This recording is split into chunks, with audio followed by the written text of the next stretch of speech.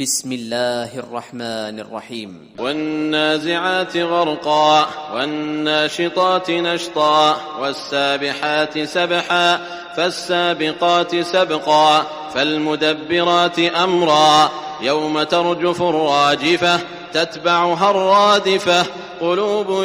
يومئذ واجفة أبصارها خاشعة يقولون أئنا لمردودون في الحافرة أئذا كنا عظاما نخرة قالوا تلك إذا كرة خاسرة فإنما هي زجرة واحدة فإذا هم بالساهرة هل أتاك حديث موسى إذ ناداه ربه بالواد المقدس طوى اذهب إلى فرعون إنه طغى فقل هل لك إلى أن تزكى وأهديك إلى ربك فتخشى فأراه الآية الكبرى فكذب وعصى ثم أدبر يسعى فحشر فنادى فقال أنا ربكم الأعلى فأخذه الله نكال الآخرة والأولى إن في ذلك لعبرة لمن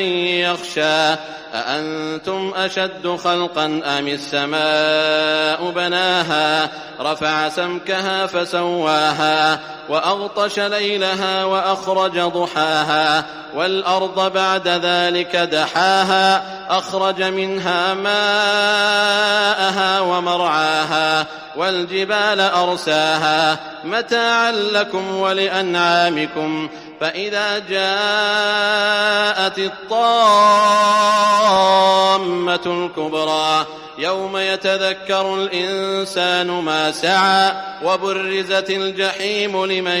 يرى فأما من طغى وآثر الحياة الدنيا فإن الجحيم هي المأوى وأما من خاف مقام ربه ونهى النفس عن الهوى فإن الجنة هي المأوى يسألونك عن الساعة أيان مرساها فيم أنت من ذكراها إلى ربك منتهاها إنما أنت منذر من يخشاها كأنهم يوم يرونها لم يلبثوا إلا عشية أو ضحاها.